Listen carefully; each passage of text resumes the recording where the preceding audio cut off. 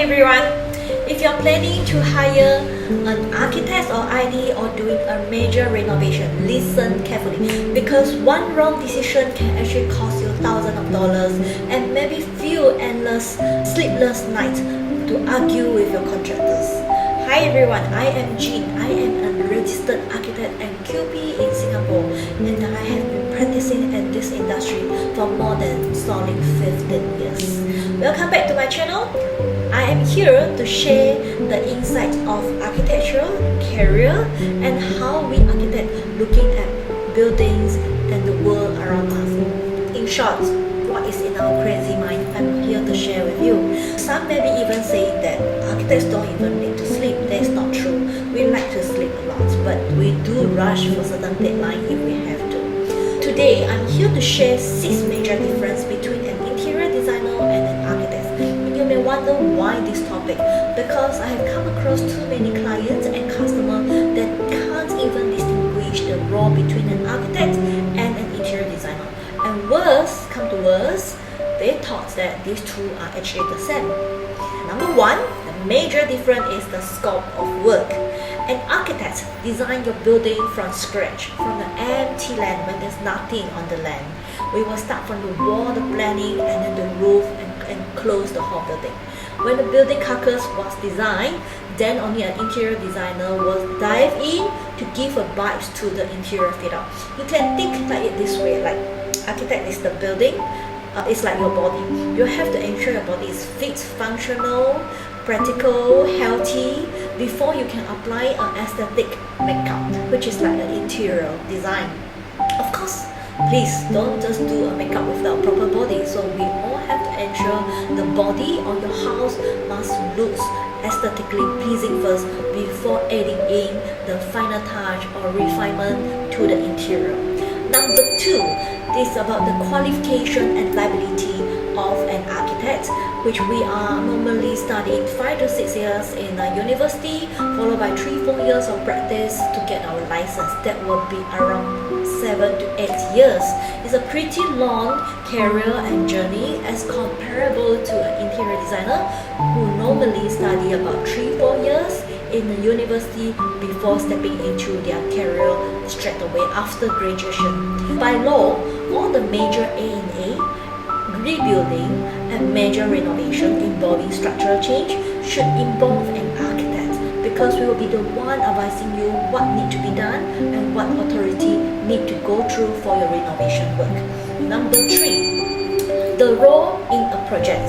Imagine the role of the project teams like a hierarchy of a pyramid. Architect is at the tip of the hierarchy, followed by engineers, M&E engineers, quantity surveyor, landscape architects, and of course interior designer. We actually work hand in hand together with all these consultants in order to have a good product.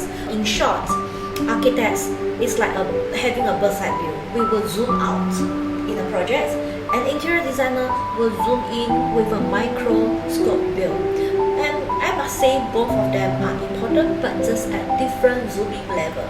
Number 4, the timeline of involvement. For example, if you are building a landed house, you should find an architect 6 months before the project or the construction should start, because in Singapore and before a contractor can even step into the construction site or the house to start work, you will need to get clearances from URA, all the A, URA, BCA, LTA, SDDF, MPRAS, etc. before your building should start commence the construction work. That will mean around 6 months before start work, and the construction may take around maybe 12 to 15 months, and generally it is about 18 months for an architect to be involved in a small landed house, whereby for an interior designer, they can step in just for a few months when the house is built or when the house is building. They can come in and give a different vibes, moods, and also touch and finishes to the interior space. Next, we will talk about number 5, the legal authority difference, or we call it authority summation. As I mentioned just now, all the A, URA, ABCA, LTA, etc. Architects will be liable to do the measure and also blueprint for projects. In short, you can think of it this way: an architect can do what the raw and ID can do, but the ID is not allowed to do what the raw and architects can do because of the legal qualification required by the governments to ensure a safe and usable space for both the end user and also for the clients, the developers. For complex building, we will definitely need both of architects and ID to be involved so that each one of them can actually take care of different area of concern. You can think of it this way, like cooking: architect is the chef, ID is the pastry chef. Having a good meal without ending with a dessert may not be perfect, so you need both to complete a meal and also a cuisine experience.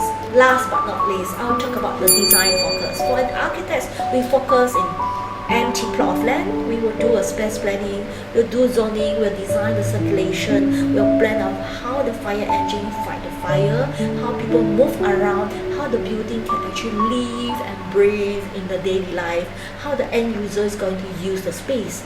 Whereby for an interior designer, normally their concern is more on what is the mood, the ambience, the vibes, the texture that they would like to create for each different rooms when the layouts has been fixed.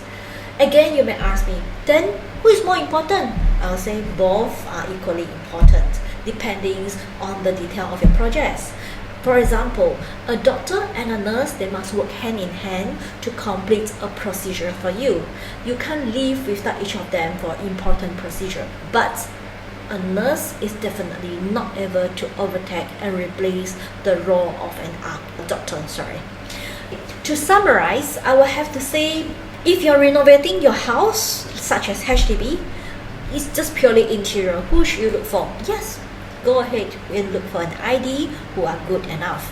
But if today you are doing major NA to renovate your landed house or your office or your factory, that will involve some structural change. Definitely you must speak to an architect or qualified person first, which will give you an overview of the timeline and also the procedure, how to go about the whole major renovation or NA process. Are you still unsure of who do you need for your projects? No worry, comment below and I will respond to every of your questions.